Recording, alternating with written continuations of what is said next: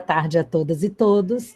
A gente está aqui hoje reunido para receber a queridíssima Érica Zerves, que é uma amiga pessoal, mas uma pesquisadora incrível, que eu tenho uma imensa admiração, né? Eu vou fazer uma pequena apresentaçãozinha da Érica e depois vou passar a palavra para ela, né, para discutir um pouco com a gente esse tema que é tão instigante, que é tão desafiador, que é a fotografia e as ditaduras na América Latina.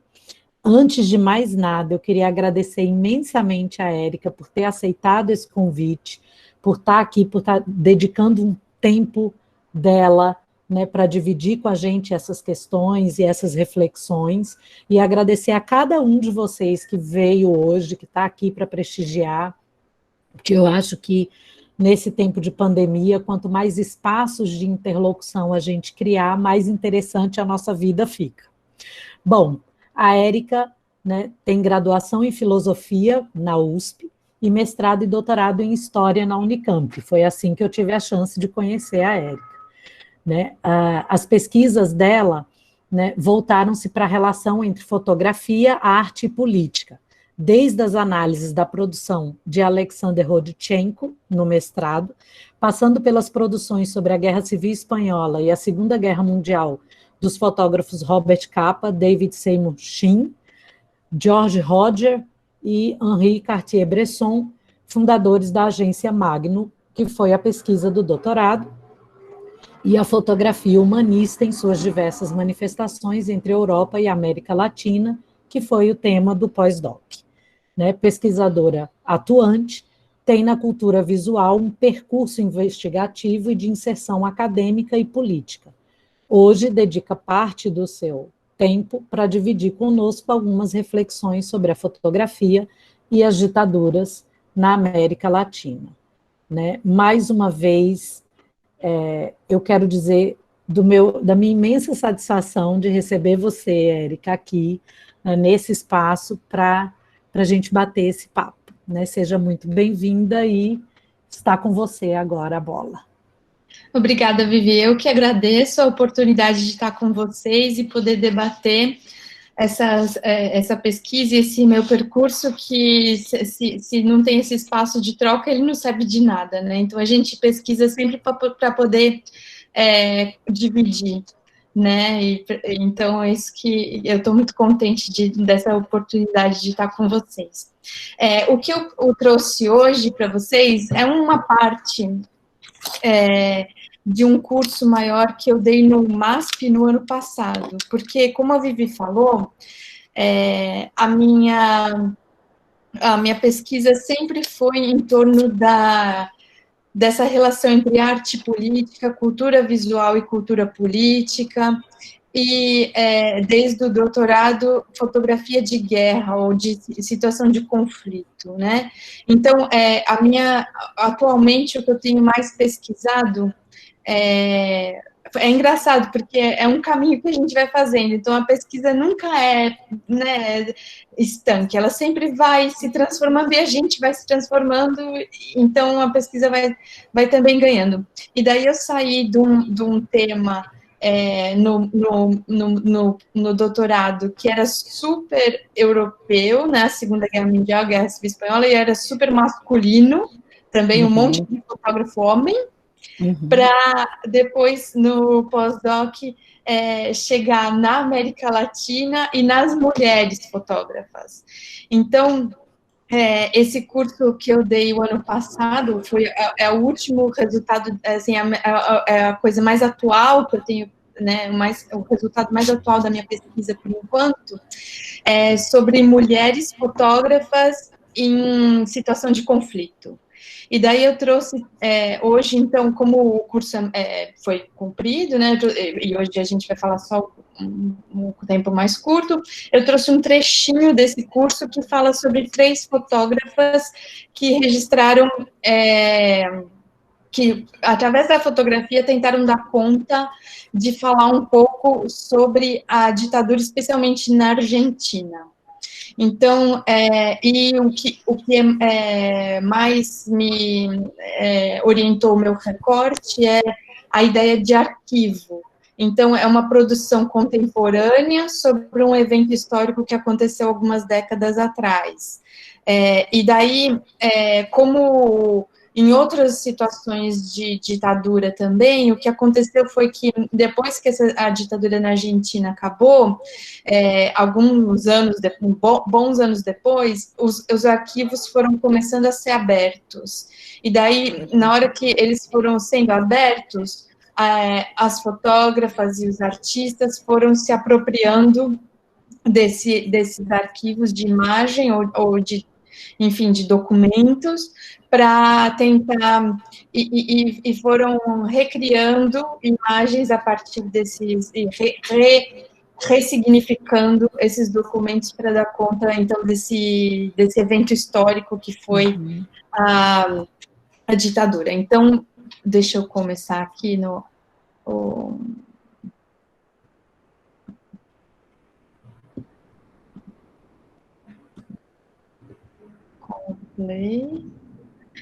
Então, eu vou começar falando da Lucila Quieto, e que ela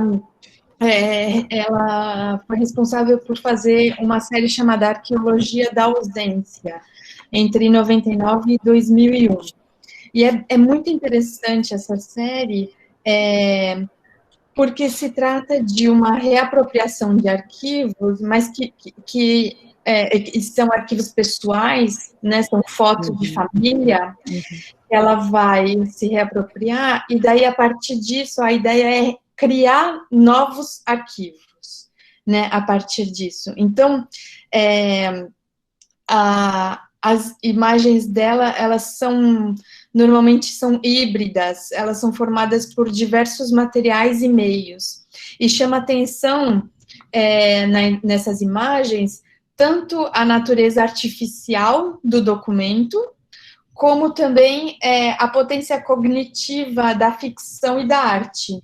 Então, tem uma autora argentina chamada Jordana Blesmar, e segundo ela, essas fotos da Lucila Quieto são imagens que, em lugar de descrever a realidade, ela se propõe a reescrever a história. Mas o que são, né, essas imagens?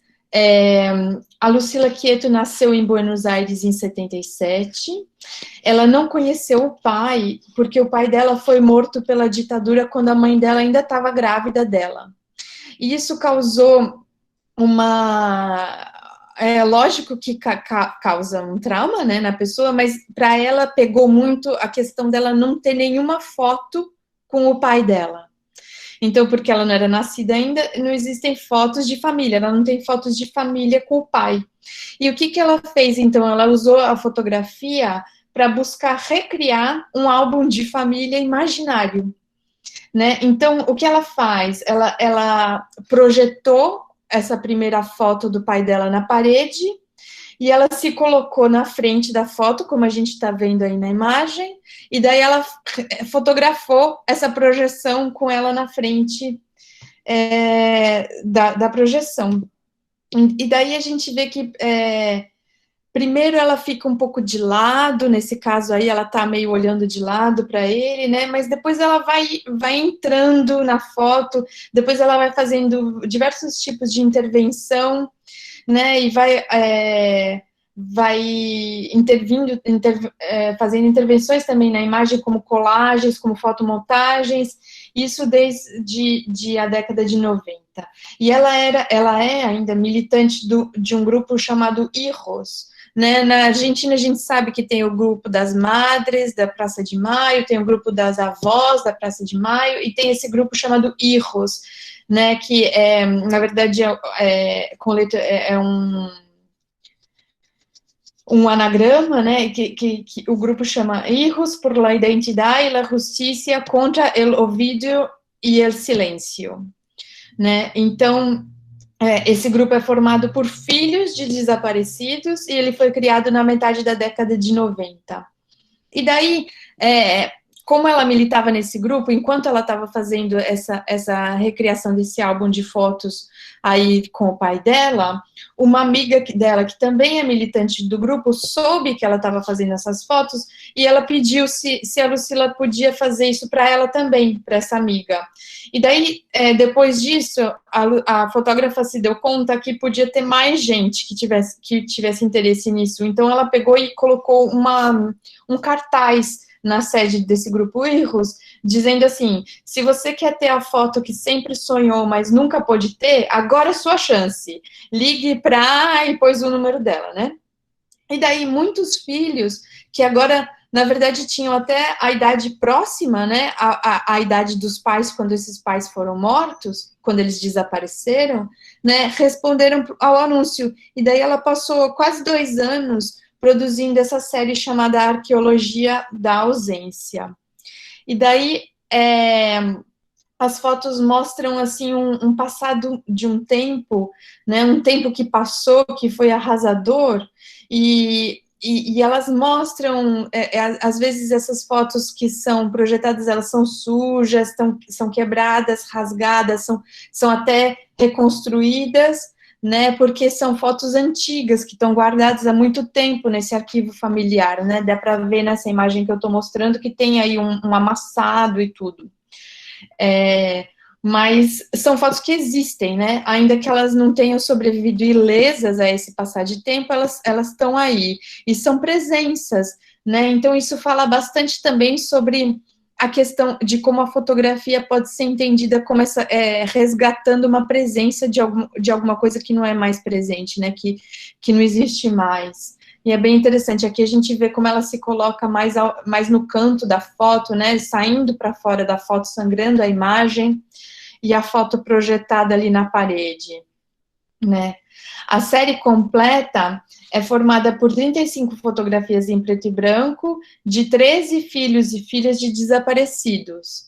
Em todas elas, tem uma centralidade de composição, né? A foto projetada recria um mundo virtual com o qual as pessoas e os objetos do mundo atual dialogam, né? E muitas vezes esse mundo projetado é o da infância, retratado um pouco antes de que fosse interrompido, né? Então, aqui nessa foto nessa foto que tem a criança, né, que a gente está vendo, eu não sei se para vocês aparece no lado direito também, para mim está aparecendo no lado direito da tela.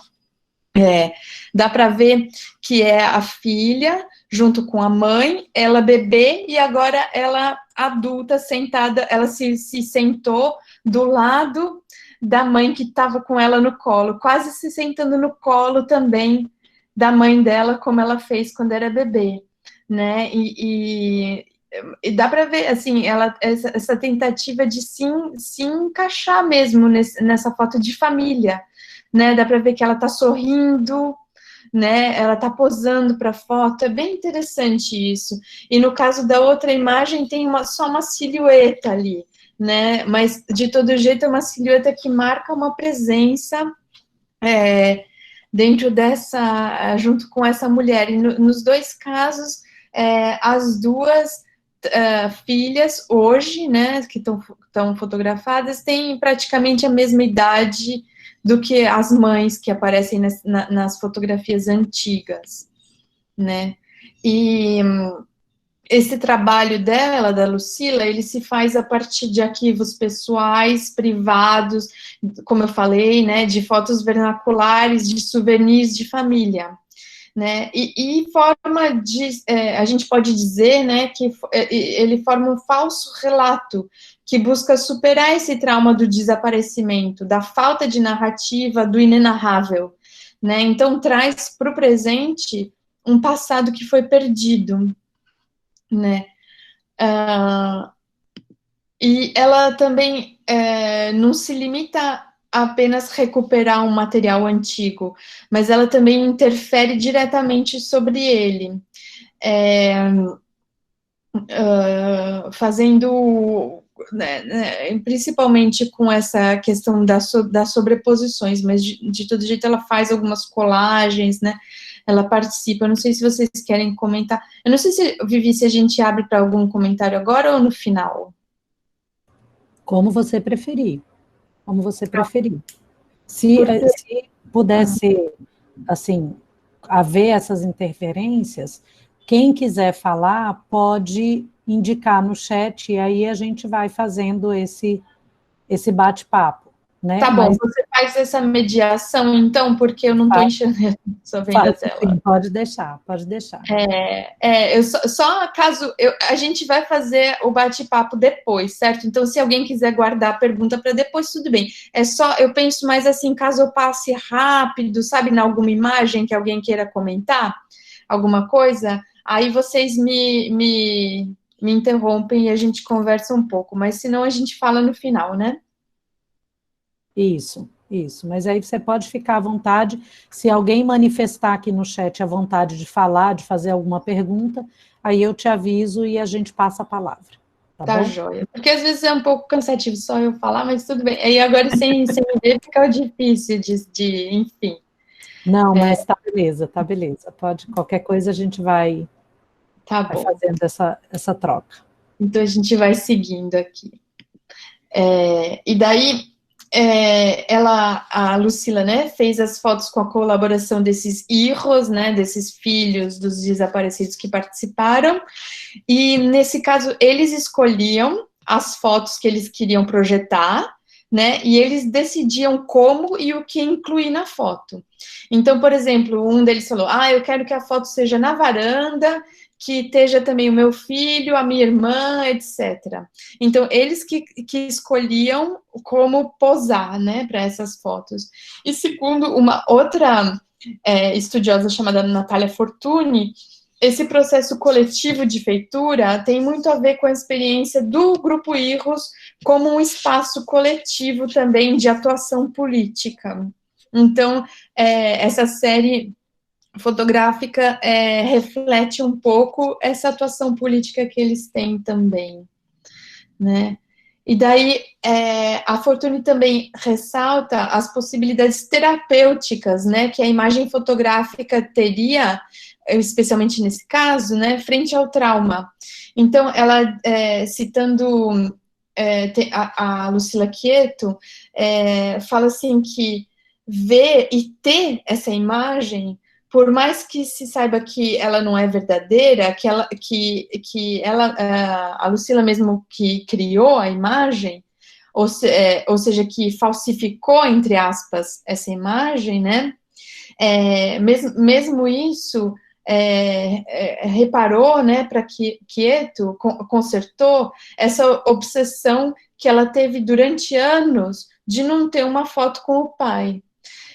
Então, a Lucila fala, agora eu tenho a foto com meu pai, e isso é muito bom. Então, eu encerrei um ciclo, eu encontrei um recurso técnico, a forma de resolver uma angústia, uma fantasia de muitos anos. Né? Isso é interessante de pensar também como a fotografia pode ser usada para uma atitude, uma ação política, mas também uma ação de reparação, né? Mesmo que se saiba que não é verdadeira a foto, mas pelo menos é um jeito de trazer esse passado para o presente e de fazer reviver esse desaparecido, né? E daí, aqui é bem interessante essa foto, né, que existe uma repetição, né, quase um mise-en-abîme, que a gente fala, né, por exemplo, aqui também a gente vê esses diversos rostos, né, repetidos, então tem a primeira, como se diz, fugiu da minha cabeça a palavra. Primeiro plano? Primeiro plano, obrigada. Tem o primeiro plano do rosto desse moço, aí tem a imagem projetada atrás com um rosto também no segundo plano, e tem um terceiro rosto que a gente não vê direito, mas que está lá também. E aqui também, a moça projetada, e ela ali, neném, e a mãe dela, né? E a gente vê que é mesmo, não pode não ser mãe, né? Porque, pelo menos para mim, elas são muito parecidas, né, as duas mulheres, e as duas sorrindo também, esse sorriso bem aberto, E daí tem essa questão de fazer quase uma espiral, né? A estética da foto forma quase um espiral, assim, de primeiro, segundo e terceiro planos, né? Essa repetição de rostos também bem interessante. E daí, como eu tinha... nesse caso também a gente vê, olha, tem o rosto, tem o perfil, né, só a sombra, né, e daí o rosto da imagem antiga, que nesse caso parece ser uma foto quase um 3x4, né, uma espécie de foto identitária, apesar de que a pessoa não está olhando frontalmente para a câmera, mas existe esse Misinabime também, essa repetição de rostos, né?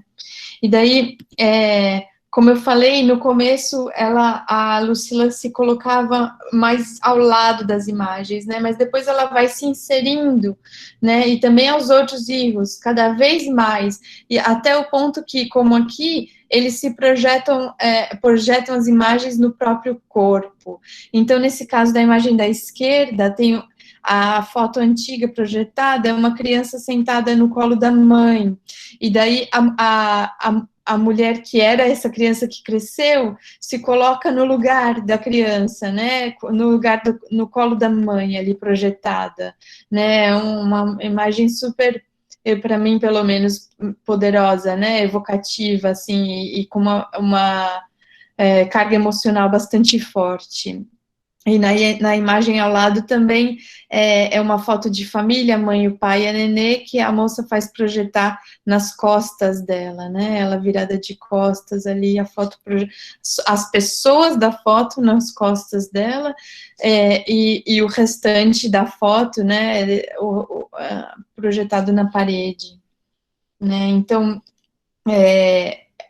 aos poucos as pessoas vão se inserindo cada vez mais nessas projeções, né? Ou então se colocando no lugar onde originalmente ela estava quando criança, né?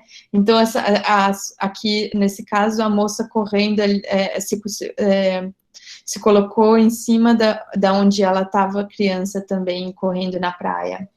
Então, essas imagens, elas promovem essa transcendência temporal, né, atualizando para o presente o que era passado. E a maior parte das fotos escolhidas são de caráter íntimo, né? Então, elas são o contrário das fotos, por exemplo, que são carregadas nas manifestações políticas das madres, né? Das mães da Praça de Maio, que a gente está vendo aqui na esquerda da tela, que são usadas desde 77. Essas eram fotos oficiais, né? De documentos, geralmente 3x4, que podem ser entendidas também como uma comprovação de existência, às vezes, a única que sobrou na família, né? Então, às vezes, essas mães, a única foto que elas têm desses filhos que desapareceram são as fotos de documentos, são as 3x4 do RG ou do que seja, né? Mas no caso da Lucila Quieto, não. São geralmente, na maior parte, são fotos de família, de álbuns de família, de férias, né, de situações vernaculares, assim, que eles estão relaxados, né. A única exceção é essa foto da direita, que é uma foto dela mesma, com a foto do pai dela, que é uma parte, ela projeta uma parte da carteira do Automóvel Clube, do qual o pai fazia parte, né, e daí justamente a parte da foto, né, e ela se coloca do lado dessa foto, e é engraçado que ela adota a mesma postura que o pai na foto, então ela fica séria, né, ela aparece como se estivesse também posando para um documento oficial, e tem na projeção aqui, dá para ver, um pedaço do nome do pai, né, e um pedaço do selo, né, da carteira, e os dois estão ali olhando diretamente para a câmera, né. Daí, então, o que eu queria mais marcar com vocês é que o trabalho da Lucila Quieto opera essa tensão temporal, que é própria da imagem fotográfica, e ela estica isso até esgarçar, até quase esgarçar, né, essa tensão temporal. Então, sobrepondo passado e presente de um modo que deixa claro que isso nunca aconteceu, né? Que ela nunca esteve ao lado do pai dela olhando de frente para uma câmera, mas a clara impossibilidade, né, dessas fotos, o caráter óbvio, né, de ficção delas, de certa forma, um modo de construir uma memória efetiva, né? E daí, nesse sentido, vão se construindo novos arquivos. Então, desculpa, a partir do arquivo pessoal, né, de álbuns fotográficos, de fotografias de família, ela vai construindo um novo arquivo, mesmo que fictício, mesmo que imaginário, claramente imaginário, porque nenhuma dessas fotos nunca teve a intenção de ser outra coisa, né, de pretender que existisse de verdade, né, que fosse um retrato do real, do fiel, da realidade. E daí, encerrando a Lucila Quieto, eu queria falar agora da Ellen Zott, né? Ela é outra fotógrafa argentina, né? E ela vai usar foto de arquivos policiais e também registros próprios para discutir os traumas da ditadura argentina, né? Então, nessa foto, a gente vai falar um pouco da série Desapariciones, né? Que ela fez de 2000 a 2006. Essa foto que eu estou mostrando se trata do interior de um avião usado nos famosos voos da morte, né? E a foto foi tirada no Museu Aeronáutico de Moron em 2002, né? E esses aviões eram o lugar onde eles levavam os desaparecidos políticos, né? Que eu não sei se todos já ouviram falar nisso, nos voos da morte, mas durante a ditadura na Argentina, uma série de pessoas foram assassinadas desse jeito, um número significativo.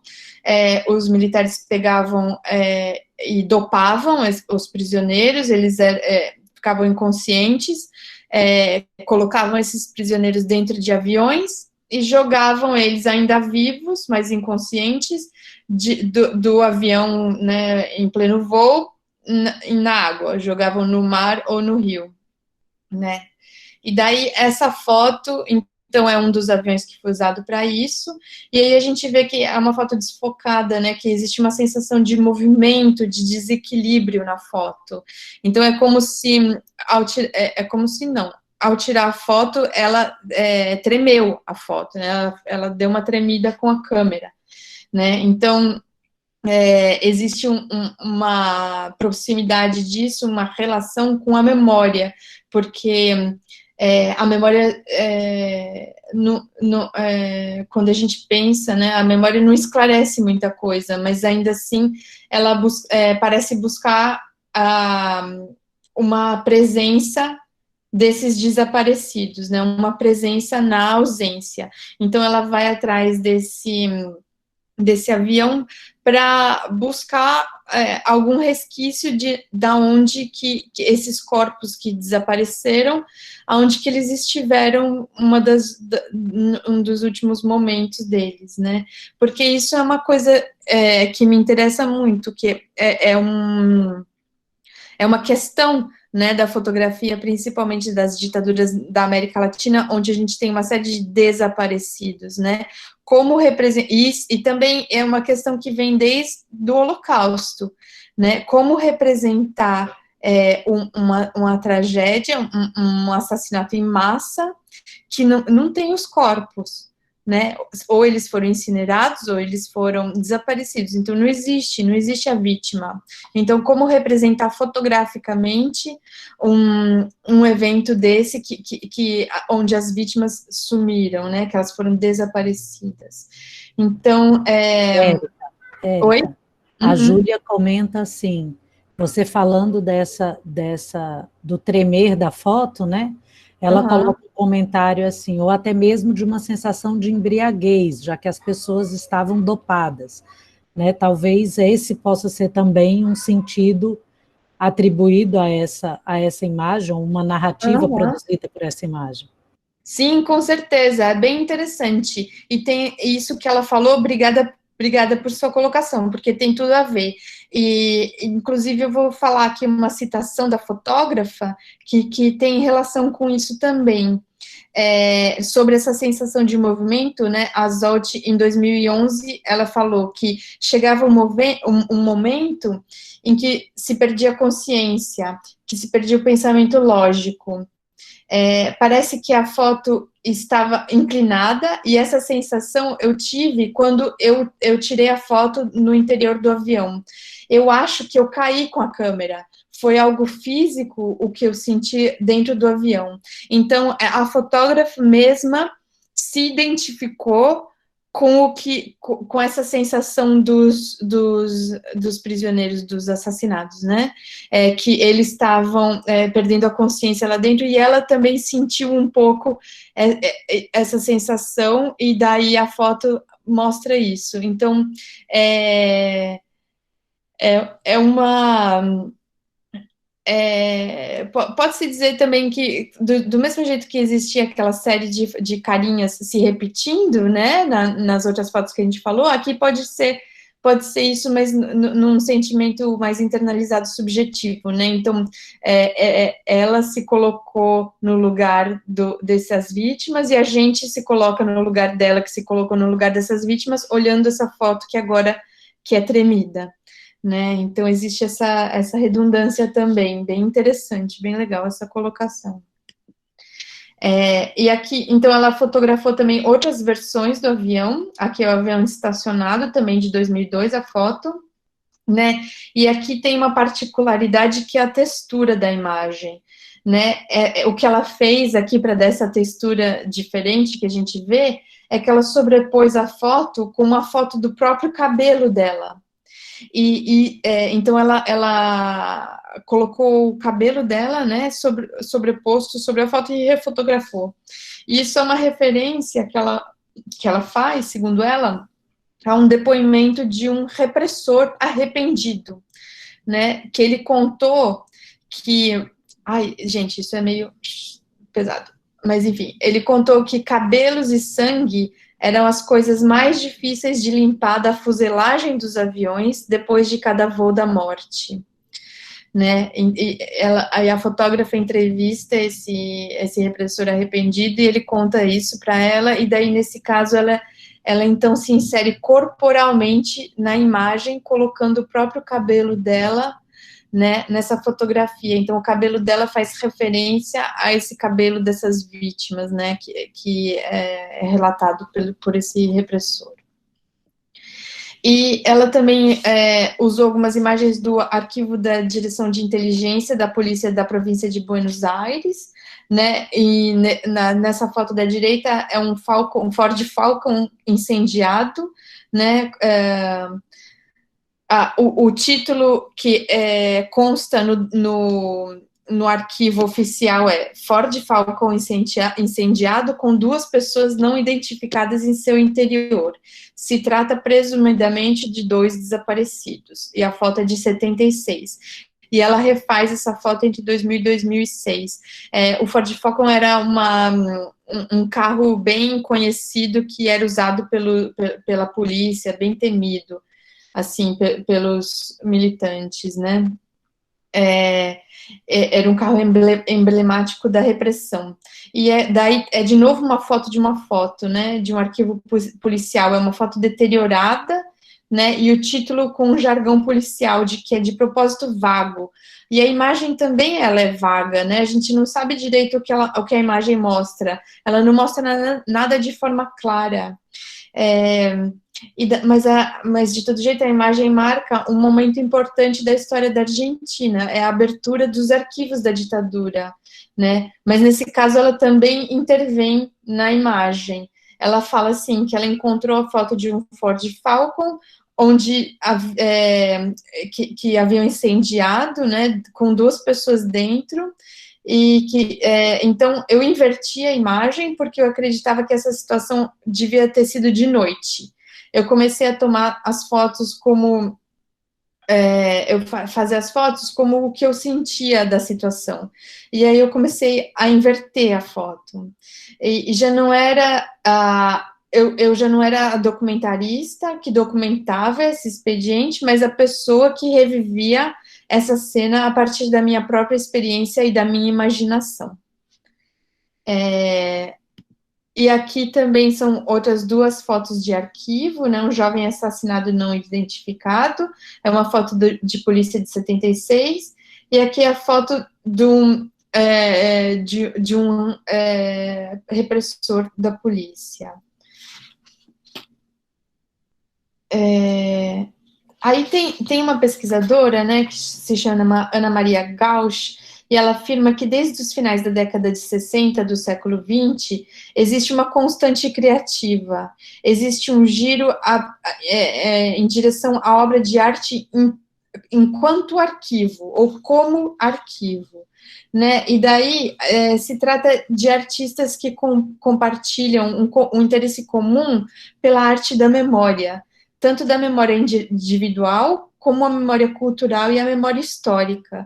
E, então, frente à violência do arquivo, em especial dos arquivos policiais, essa estudiosa fala que o artista se ergue como o sujeito que subverte o arquivo, que seleciona e recombina esses documentos para criar uma narração diferente, né? E daí, então, de novo, segundo a Fortuny, que eu já tinha citado antes, ela diz que a Zolt reenquadra, inverte a luz, reinterpreta e ressignifica esse material.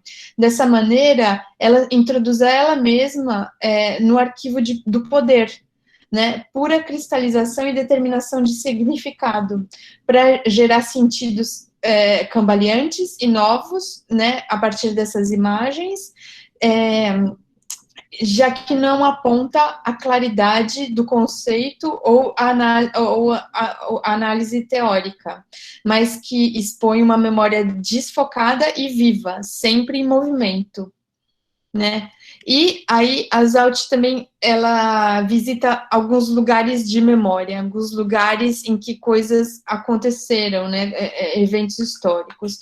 Então, ela foi, essas duas imagens mostram um prédio com fossos comuns no cemitério de Quilmes, na província de Buenos Aires, e o reconhecimento realizado por sobreviventes do centro clandestino El Vesúvio, na Grande Buenos Aires. As duas fotos são de 2003. E aqui é um lugar onde foi encontrado um corpo não identificado em 76, em Punta Lara, no Rio da Prata. Muito provavelmente foi um dos corpos jogados dos aviões da morte, né? Que eles jogavam muitos desses, eles faziam muitos desses assassinatos em cima do Rio da Prata. E aqui, então, ela volta para esse lugar onde encontraram uma vítima, né? Então, não se trata tanto do que a imagem mostra, mas do que a imagem não mostra, né? Que é a vítima. Mas, de todo jeito, é um jeito de dar uma forma visual a esse desaparecimento, né? E ela faz também retratos, né, de sobreviventes. Aqui tem a Patrícia Chabat, sobrevivente do centro clandestino Las Colitas, na Bahia Blanca, e a outra é a Nilda Eloy, sobrevivente do centro clandestino Arana de La Plata. E a Zolt, ela é amiga e ela foi companheira de militância de vários desses desaparecidos, né? Ela também era uma militante naquela época. Ela conta que os militares, e ela foi perseguida também. Ela conta que os militares foram buscar ela, mas ela não estava em casa. Então ela conseguiu se esconder, eles não conseguiram prender ela. E só por isso, só por essa coincidência dela não estar em casa quando eles foram prender ela, que ela não viveu também o que esses sobreviventes viveram. Nesse sentido, ela se considera ela também uma das sobreviventes da ditadura. E ela afirma, assim, que o seu lugar é o lugar que que ela poderia ter tido como desaparecida, a pessoa torturada, atirada no rio. Cada qual faz seu trabalho desde o seu lugar. Então, ela desde o começo, ela declara qual que é o lugar de fala dela, né? Que é a partir dessa posição de sobrevivente. Nesse caso da foto da Nilda, né, que é essa foto da direita, né, a foto mais clara, ela também fez uma dupla exposição. Ela retratou a Nilda de frente e de costas. E daí juntou as duas fotos nessa mesma foto que a gente está vendo aí. Ela fala assim que a Nilda é uma pessoa que tem o cabelo bem comprido e muito, muito volumoso, né? E para a Zalt, para a fotógrafa, esse cabelo significava uma insistência na juventude, uma resistência a envelhecer. Então, como essas pessoas que em algum ponto elas ficaram fixadas em depois de alguma coisa traumática, numa certa idade.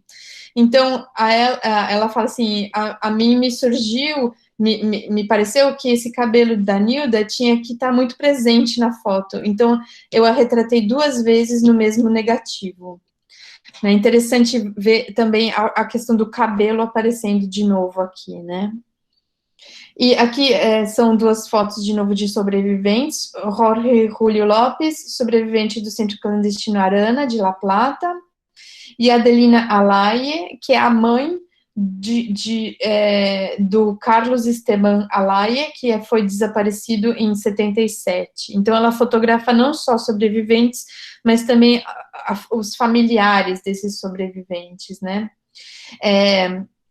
Ela diz assim que eu creio que o meu trabalho, o Elas de Desapariciones, reflete a busca dessas marcas que essas pessoas desaparecidas deixaram nos sobreviventes, nos seus próprios familiares e em lugares onde ocorreram os seus sequestros durante a ditadura militar. Então é interessante pensar que essa questão de fotografar os parentes de novo, buscar uma presença nessa ausência, né? Buscar uma presença nesse corpo que é desaparecido, né? Então, as fotos dos sobreviventes são feitas com as mesmas técnicas e os recursos das outras, né? Então, com movimento, desfocadas, com dupla exposição. E daí, por meio das fotos dos sobreviventes, ela também faz referência aos desaparecidos, né? Diversos planos, tempos, atores e processos, né, da ditadura como um todo, mas especificamente desses assassinatos políticos, né, são representadas nessas fotos. E aqui também na esquerda é a busca de restos ósseos de desaparecidos em Buenos Aires, e na direita é o crânio com ofício de bala, no morgue judicial de La Plata. E aí a terceira fotógrafa que eu queria falar com vocês, Vivi, você vai me falando como é que tá o tempo aí, tá bom? Não sei se eu estou falando demais. Certo, certo. Não, é assim, já tem uma meia hora, mas não tem problema. Termina, faz essa outra e aí a gente abre para o debate. Está muito interessante. Pode seguir. Vou ver se eu vou mais rápido agora, então, com ela. Agora a gente vai falar da Paula Lutringer, né, que ela trabalha com fotografia e memória da ditadura também, e ela mesma é uma sobrevivente da ditadura. Ela viveu muitos anos no exílio e voltou para a Argentina no final da década de 90. E essa é uma primeira série que ela fez logo depois que ela voltou desse exílio para a Argentina. É uma série sobre o matadouro, né? Então são fotos preto e branco que mostram o cotidiano de um frigorífico. As fotos mostram as variadas etapas de atividade do matadouro antes e depois do abate, né? Então, as vacas chegando, as manchas de sangue. E as poucas pessoas que aparecem, elas são também retratadas não por inteiro, né? Elas sempre apenas essas formas brancas, assim, das pessoas, né, quase fantasmagóricas. Nunca é um retrato inteiro, né, desses humanos aí que estão... E as fotos são feitas com a luz ambiente, né, ou pouca luz, dá para ver, e elas se concentram em detalhes, muitas feitas, muitas têm partes fora de foco, ou estão tremidas também. E daí a bibliografia associa essa série, mas a posteriori, né, com um trabalho alegórico sobre o dispositivo estatal de repressão, que fez desaparecer tantas pessoas. Né? Então, o matadouro seria a vitória da razão técnica, a racionalização da violência, né? E essa violência realizada de forma quase anônima, porque esses espectros fantasmagóricos também não têm forma. Né? Então, seria assim a administração quase que científica da morte. E isso eu estou dizendo para vocês que é a posteriori, porque ela nunca demonstrou uma relação aberta entre essa série Matadouro e o assassinato político cometido durante a ditadura, tá? Mas por todos foi bastante associada, né? Então essa série, de certa forma, né, pode-se dizer que ela descreve a violência da ditadura sem colocar em primeiro plano as memórias, experiências ou narrativas pessoais, mas ela remete abertamente, ainda que segundo a fotógrafa a posteriori, né, a essa violência. Então, a fotógrafa diz assim, a Lutringer, o matadeiro são as primeiras 48 horas que passei na detenção, que a minha busca de ver o que sobrava daquelas lembranças, né? Eu nunca entendi que fazia fragmentos, eu nunca pretendi fazer fotos fragmentadas, né? Até que um dia eu me lembrei que quando você está sequestrado, você tem uma venda nos olhos, e essa venda te impede de ver de perto, desculpa, te impede de ver, mas não te impede de ver tudo. Porque quando você tem a venda, sempre dá para ver um pouco por baixo da venda. Normalmente não dá para ver nada, mas quando você está sequestrado e não tem um guarda na sua frente, a primeira coisa que você faz é ajustar a venda para ter a possibilidade de ver os seus pés. Então, isso não te serve para nada, ela diz. Você não vai ver se vier um soco na sua direção, você não vai ver nada, mas isso te dá um pouco de liberdade, te faz ganhar terreno contra o torturador que você tem na sua frente, porque você já não está completamente sem vista, né, sem ver nada, mas que dá para ver, sim, alguma coisa, né, aqui, mesmo que não seja o todo. Um dia eu disse, isso dos fragmentos é porque eu vi fragmentos dos meus pés, fragmentos do quarto onde eu estava, tudo era fragmento, né, então a fotógrafa disse isso em 2011, né. E outra série que ela fez chama Lamento dos Muros, de 2004. E nessa série ela vai atrás dos lugares onde funcionavam os centros clandestinos de detenção durante a ditadura argentina. E ela entra nos lugares e fotografa as paredes. E cada foto é acompanhada do testemunho de uma vítima sobrevivente. Então, aqui também se trata da produção de um novo arquivo, da aproximação entre a imagem e a fala, e o testemunho, né? E também a busca de uma presença, né? A busca de um testemunho, de ter de novo esse testemunho, de dar conta do horror, de dar materialidade para aquela memória, né? Então, aqui eu trouxe alguns que, infelizmente, por causa do tempo, não vai dar para ler para vocês. Quem sabe eu leio o último, só para ser. Então, todos esses lugares eram lugares onde... não. Voltou eu, né? Enfim, deixa eu só falar, eu vou só ler o último, né? A primeira sensação de estar nu, né, que me fez... Quem está falando isso se chama Isabel Cerruti. Então, de estar nu, que me fez me sentir com muita vergonha. Mas isso não foi nada perto de ser torturada. Eu estava completamente envergonhada que aqueles homens estavam engajados em um ato de tortura. Não que eles estavam me torturando, mas que eles estavam torturando alguém, né? E ela diz, então esse é o trechinho do testemunho que acompanha a foto, né, que a Lutringer tirou num desses centros. E esse título, né, Lamento de los Muros, faz uma referência ao Muro das Lamentações, né, onde se colocam pedidos ou preces nas ruínas do templo lá em Jerusalém, né, e daí poucos anos depois da série sobre o Matador, então ela elabora essa narrativa mais sofisticada, né, relacionando as fotos com os testemunhos, né,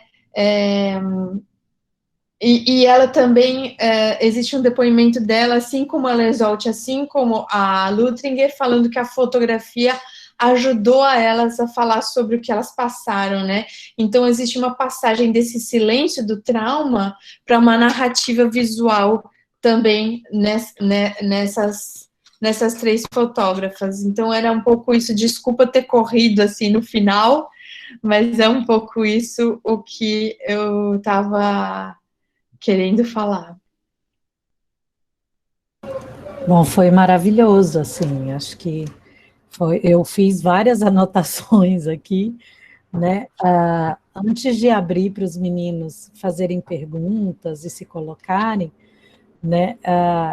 Eu fiquei muito curiosa e muito instigada pela sua fala, né?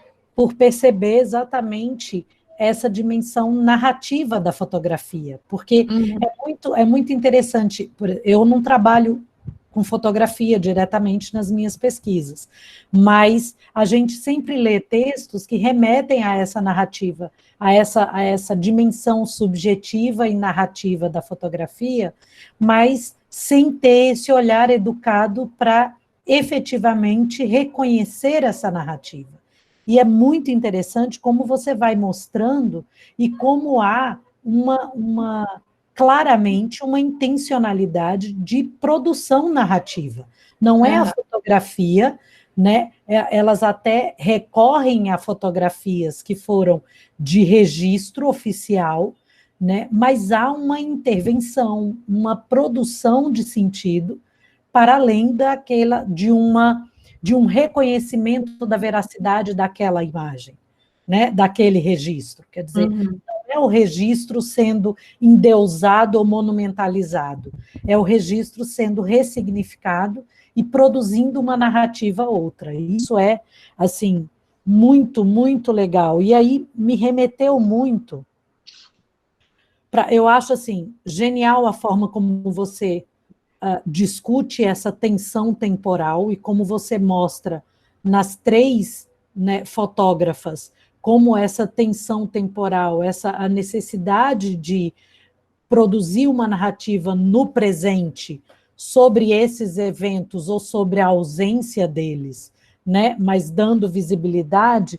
E aí eu me lembrei das discussões que a Mudrovicic faz sobre o trauma, né, a dificuldade de produzir uma narrativa sobre a experiência traumática e como elas encontraram na fotografia e nessa intervenção na fotografia, como elas encontraram uma forma de lidar com essas experiências e de dar visibilidade a elas.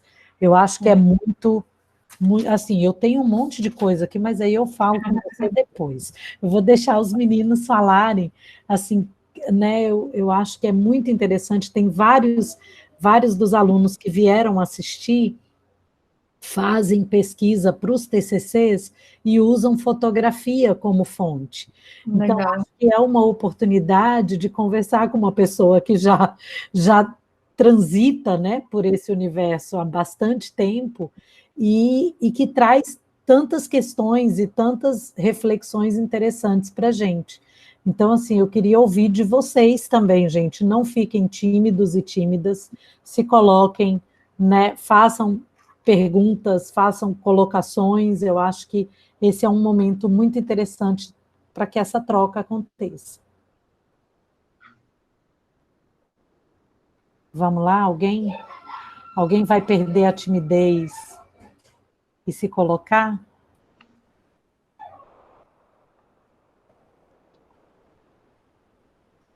Ninguém, gente. Tá todo mundo com vergonha?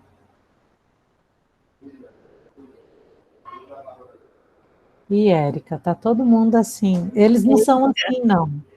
De verdade, eles não são assim, tá? A gente tem que jogar uns pedaços de coisa na cabeça para eles parar de falar.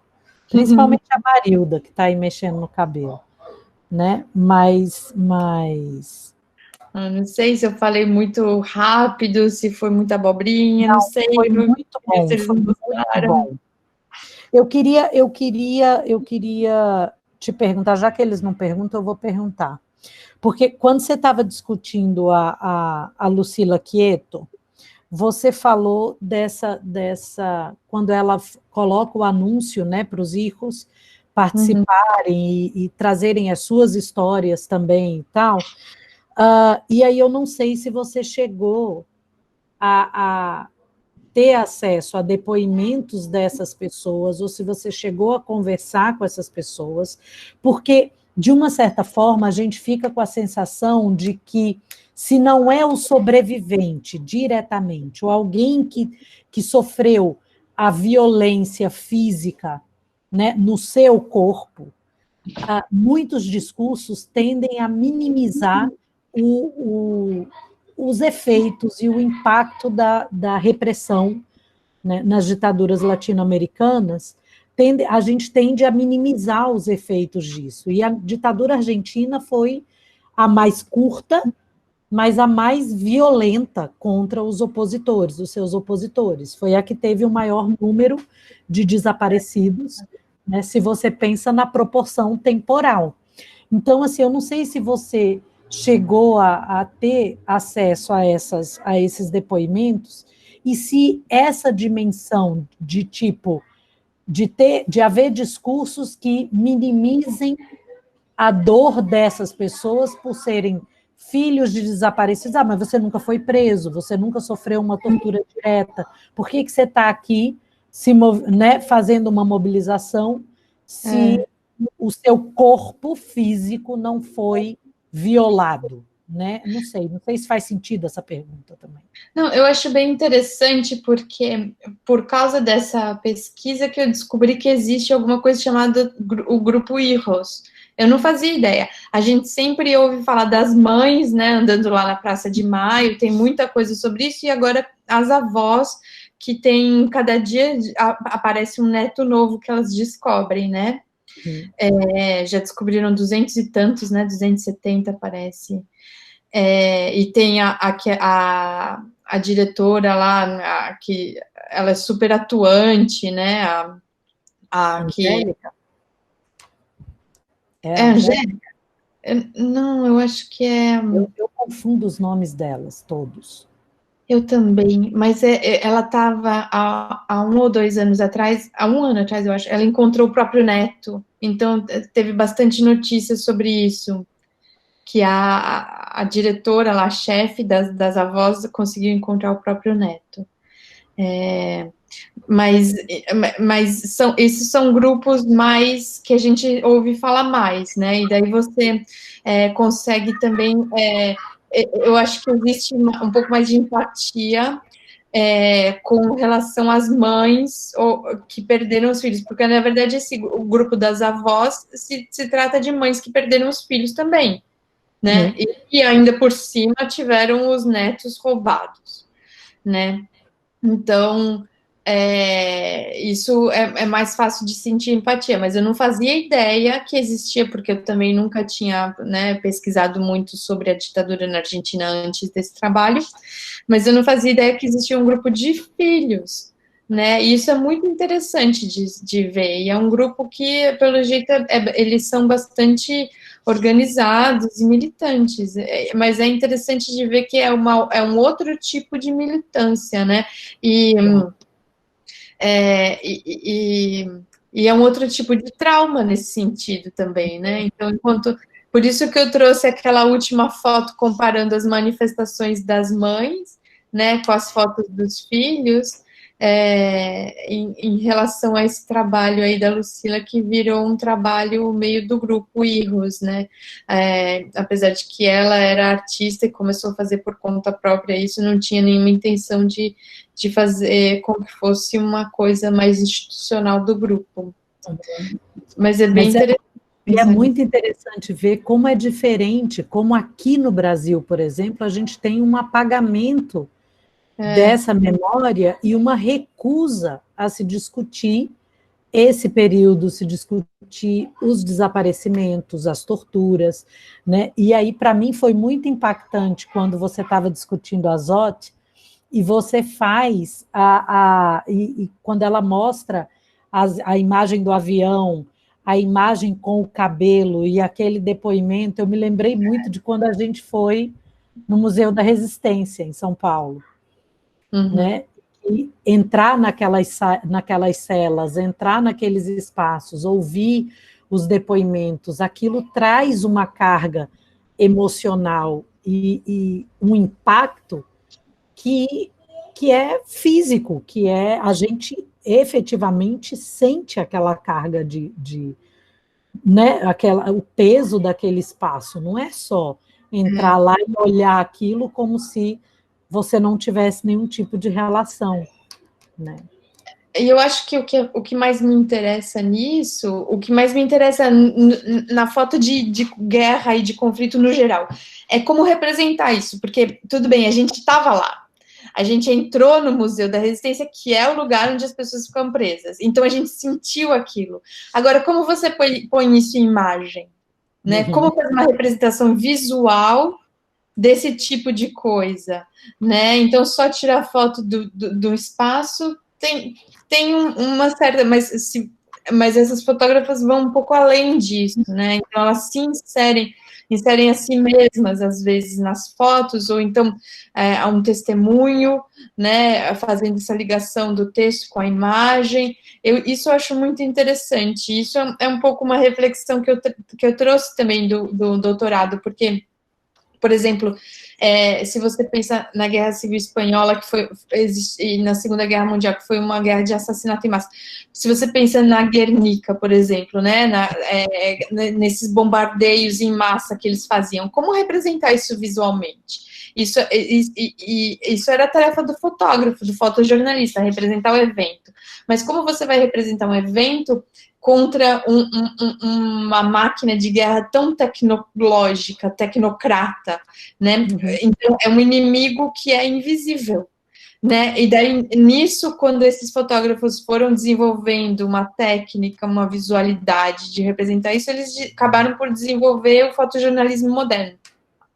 Como é que você representa? Então, eles inventaram toda uma linguagem fotográfica.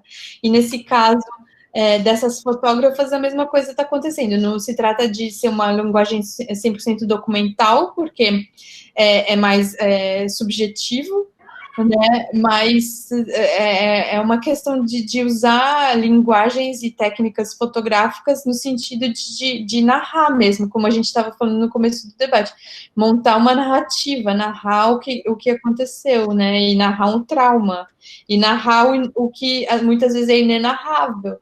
Né? Como depois, não é à toa que se compara muito esse tipo de registro ao tipo de registro do Holocausto, como você narrar o inenarrável, né? O horror, a banalização do mal, o que seja, né? Aí tem uma questão que foi colocada aqui no chat, Érica, pelo Matheus. Ele pergunta assim: como é trabalhar com fotografias que envolvem temas tão profundos e humanos? Sempre que estudo o Holocausto, ditaduras e crises humanitárias, me vejo pensativo como foi possível tanto ódio e sofrimento.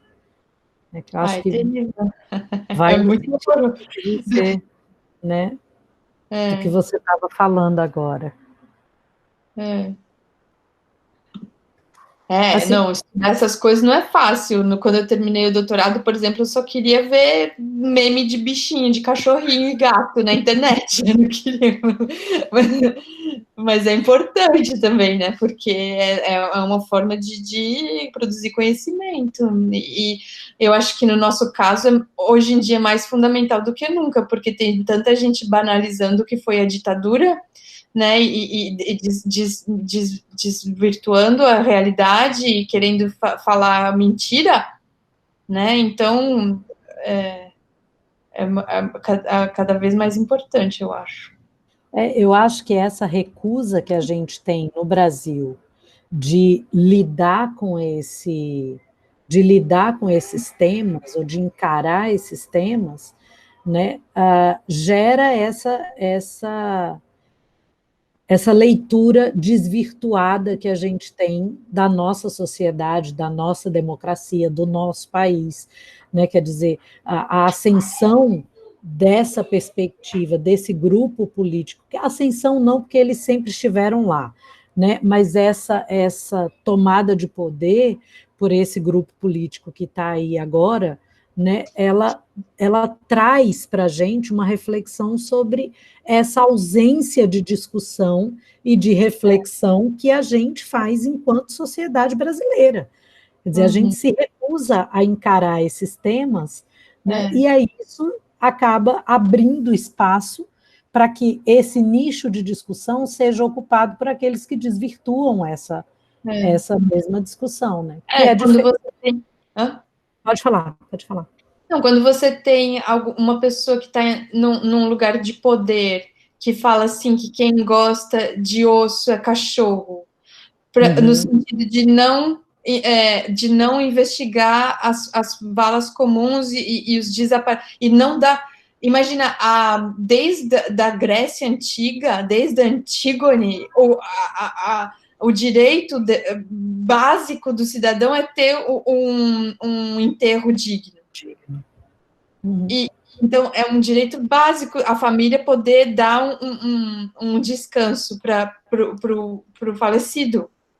Como é que você fala isso, né? E se você pensa na questão da sociedade, não só do indivíduo e da família, mas da sociedade toda, negar esse passado, negar esse conhecimento, enterrar o próprio país, acabar com tudo. Então, não precisa, né? A gente não tem mais nada. É o fim do fim. É verdade. E é muito interessante como dessas 3 fotógrafas que você trouxe, né, como elas estão falando, elas estão narrando um período comum, né, elas estão falando dessas situações traumáticas, mas elas trazem narrativas únicas, né, assim, distintas, bem distintas, embora tenham pontos em comum, mas cada uma delas narra e usa e interpreta e ressignifica esses eventos de forma muito própria, né? E assim, as fotos da Lutringer, né? Quando você vai mostrando, ela não faz a relação direta do matadeiro com os porões da ditadura, como a gente chama aqui, né, no Brasil, mas são imagens muito fortes, e são imagens que remetem a violência, a ideia de que você tem um grupo que é levado ao matadouro, né? Quer dizer, a vaca, o gado, ele representa esse grupo que está sendo levado para morrer, quer dizer, e aquela foto da parede com sangue, né, espichado, assim, é muito... Os pés das vacas pendurados, né, assim, quando você vê ali o pé do homem que está ali. Então, são simbologias, são representações muito fortes e muito que constroem uma analogia muito clara, assim. E no meu ver, eu acho que tem uma relação que eu falei só por cima por causa do tempo, com essa questão da racionalidade do matar e de transformar isso quase numa ciência, né? Então, que a gente pode associar tanto com o Holocausto nas câmaras de gás, que tinha era um matador, né? Então, tinha todo o processo do assassinato em massa, né? Então, e se você pensar na ditadura também, o que eram os voos da morte? Né? Era uma racionalização e um processo também de assassinato. Então, eu acho que tem essa relação um pouco também com essa busca da racionalidade do matar, né? E que mais que eu queria falar que eu não tive tempo? Que eu não tive tempo de falar também, mas na Argentina é muito famoso, eu também não conhecia quando eu comecei a ver isso, um livro chamado Matadouro, que trata da ditadura anterior. Uhum. E esse livro, sim, chama o Matadouro, mas ele fala diretamente da ditadura, só que não é a ditadura da década de 70, é da ditadura anterior da Argentina. Então, existem essas relações que não são tão diretas, mas que dão a indicação que é inquestionável, né? E é muito interessante pensar essa questão da institucionalização da tortura, da morte, né, de como você constrói, né, as instituições e todo um aparato jurídico, inclusive, que dá suporte, que dá legitimidade. Né?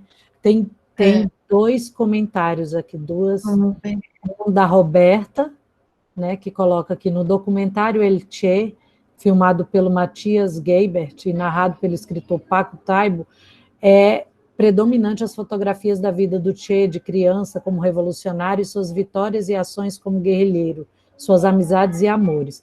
E agora, como foi colocado por Viviane e pela Érica, sobre a narrativa existente na fotografia, percebo que nas fotografias apresentadas pelo Paco Taibo, narra mais da vida e da personalidade do Che do que mesmo falado. Que as fotos contam mais do que que é a própria narrativa do documentário, né? Que as fotografias acabam produzindo também uma outra narrativa que vai, né, deixando aparecer esse personagem. Né? E a Júlia coloca assim: Érica, parabéns pelo trabalho. Acho muito sensível às fotografias produzidas pela Quieto e o fato da sensibilidade de perguntar onde as fotografias deveriam ser feitas para as famílias. Dá para imaginar que essas tenham escolhido lugares onde seus pais, avós, tios e tias mais gostavam ou mais estavam presentes quando vivos. Né? Não sei, você chegou a perceber isso, Érica? Eu não sei, não sei dizer, né? Tinha que perguntar para cada uma. Mas a questão é que a ideia era montar um álbum de família, ainda que fictício, né? Mas então, quando você vai fazer uma foto de família, você escolhe onde que você quer ficar, né? Você escolhe como posar, com quem. Então, é nesse sentido que ela se propôs, né? Ela estava ali para montar, para ajudar as pessoas a fazerem esse álbum de família delas. E é muito interessante essa relação, né? Quer dizer, ela própria, né, não tem o pai, não teve contato com o pai e faz questão de produzir essa memória. E aí é uma outra discussão também, quer dizer, além da discussão da fotografia como uma narrativa, como você mesma colocou na sua fala, a memória ela é produzida, ela é fragmentária e ela é assim, enevoada, né? Ela não é algo que traz com clareza ou ou encerra uma determinada experiência, mas ela vai produzindo, e são aquela imagem que a moça está na parede e a foto da família projetada nas costas dela, né, produz uma ligação, um elo de ligação, ou aquela que a moça se coloca e a foto dela pequena está no corpo e como se ela estivesse sentada no colo da mãe. Né? Quer dizer, você pode até pensar assim, porque ela pequena está na barriga dela grande, né? Então pode ter até o significado da gravidez também.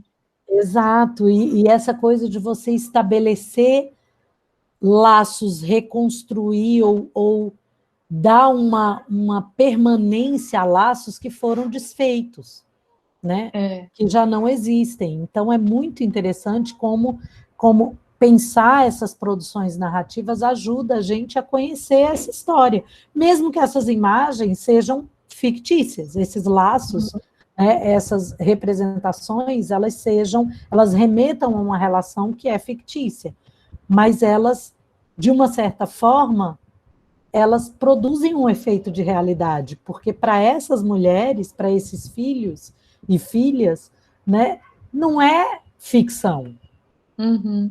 É a possibilidade desse, né, desse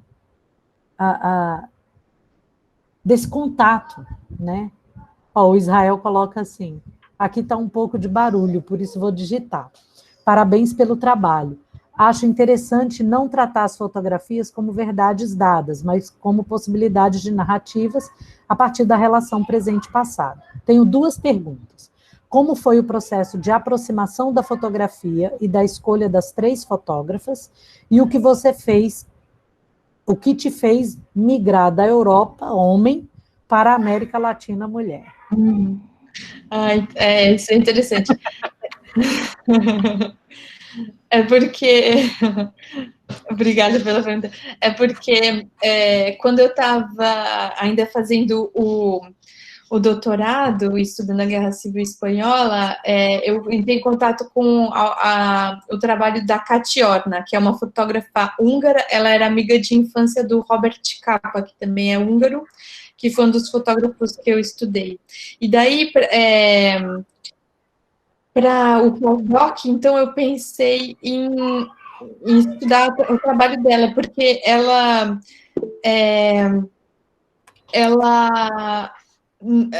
é super desconhecida e ela é amiga de infância do Robert Capa, que é um dos maiores nomes do fotojornalismo mundial. E aí diz a lenda, que eu não sei se é verdade ou não, diz a lenda que o Robert Capa aprendeu a fotografar por causa dela, que ela levou ele para a aula que ela fazia, sabe? Então tem toda uma mística, assim, e daí ela ficou desconhecida e ele se tornou super famoso. Então isso me levou a querer, porque eu queria continuar estudando um pouco mais a Guerra Civil Espanhola no pós-doc, que é um tema que até hoje me encanta bastante, eu comecei a estudar ela. Só que o que aconteceu? A Katiana, quando os republicanos perderam a Guerra Civil Espanhola, ela fugiu, ela teve que fugir, né, da turma do Franco, porque eles iam matar todo mundo. E daí ela fugiu junto com os refugiados espanhóis que foram para o México. Então foi isso que me levou um pouco para a América Latina, foi seguindo o percurso dela, que fugiu para o México. E daí, porque ela era uma mulher, e segundo a minha orientadora do doutorado, que a Vivi conhece, a Yara, um dia a ficha cai na cabeça da pessoa. Aí eu comecei a estudar mulheres fotógrafas, né? E daí foi um pouco isso. E daí, por causa dela, que veio para cá, veio para o México, eu comecei na América Latina. Mas aí o que aconteceu? Eu estava muito envolvida com a questão da fotografia humanista. Eu queria entender melhor porque essa ideia de fotografia humanista é muito abstrata, não existe uma delimitação conceitual muito clara, né? Então eu queria estudar um pouco mais isso para entender melhor, né? E daí eu vi que essa fotografia humanista é muito presente na América Latina também nas décadas de 60, 70, 80, principalmente 70 e 80. E isso me trouxe também para o Brasil, para a Argentina e para as ditaduras daí. Então foi um pouco essas idas e vindas, assim, isso que me fez. Mas um dia a ficha cai, daí caiu. Ah, mas é muito bom. A Júlia pergunta assim: Érica, você trabalhou outras fotógrafas ou esse foi o recorte estabelecido? Você só trabalhou com elas? Não, na verdade, no pós-doc eu nem trabalhei com essas 3 que eu apresentei hoje. Elas vieram depois, quando eu comecei a pesquisar mais, e principalmente para montar esse curso que eu dei ano passado. No pós-doc eu pesquisei a Catiorna, e daí depois da Catiorna tem um outro caso tem vários casos de fotógrafas mulheres que estavam na Guerra Civil Espanhola, que depois que tiveram super atuantes lá, politicamente atuantes também, não só fotograficamente, e que depois deram uma desaparecida. Então tem o caso, por exemplo, da Margaret Michaelis, que em vez de fugir para o México, ela fugiu para a Austrália. Tem várias outras. E daí eu comecei a falar um pouco também da Tina Modotti, lógico, porque México, né? Tina Modotti, ela foi para a Guerra Civil Espanhola, mas não fotografou lá, ela dirigia a ambulância. E daí, com isso, como eu falei, por causa da fotografia humanista, eu vim para o Brasil também, e daí, aqui no Brasil, eu trato mais, eu escrevi um pouco, pesquisei sobre a Cláudia Andujar, sobre a Nair Benedito e a Rosa Gauditano, principalmente essas três. Então, mais no pós-doc foram essas mesmo, a Catiorna, a Margarete Michaelis, Tina Modotti menos, mas um pouco também nesse balaio, e aqui no Brasil, a Cláudia Andujar, que tem essa visão humanista do pós-segunda guerra bem forte, né? E a Nair Benedito e a Rosa Gauditano, mais por terem fotografado diretamente a ditadura aqui no Brasil, né? Terem feito um registro histórico bem interessante. Mais alguma questão, gente? Eu acho que, assim, foi literalmente uma aula maravilhosa, né? Assim, eu queria deixar que os meninos ficassem, né, tranquilos para fazer outras perguntas. O Israel está perguntando quando vai ser a próxima, Quando quiser, sobre isso eu posso falar até amanhã. A gente vai pensar em explorar a Érica um pouco mais, né?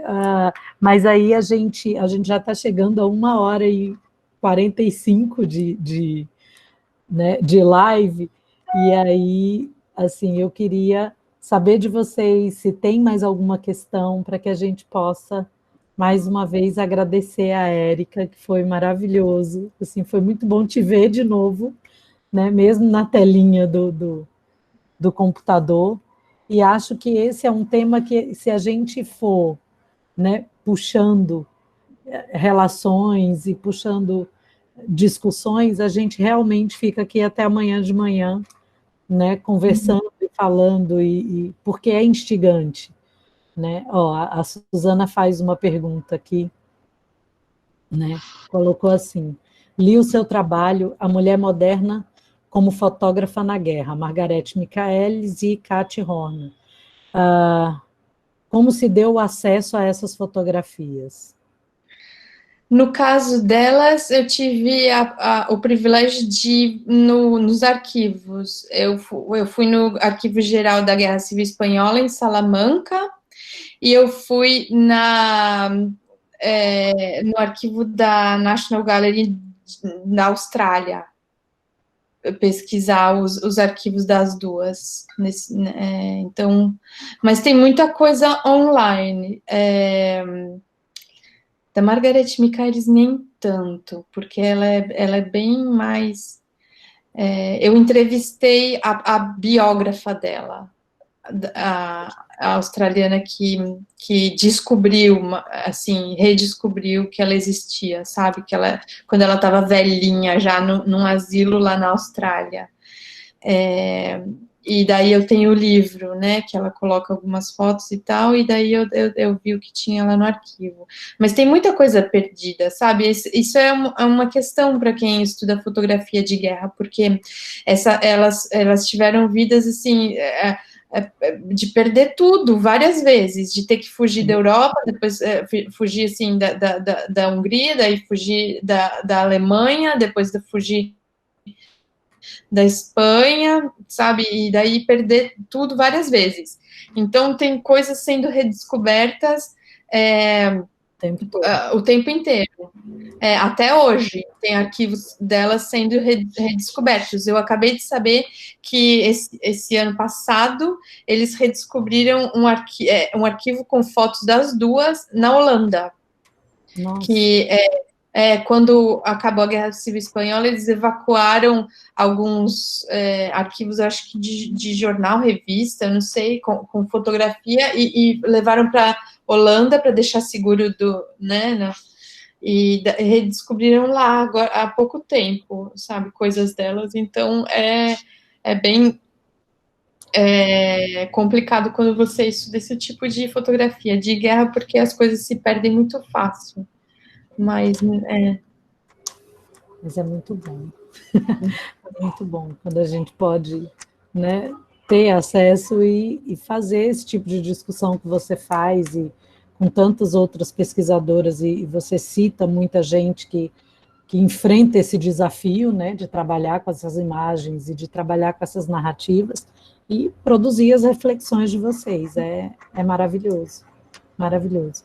Mais alguma questão, pessoas?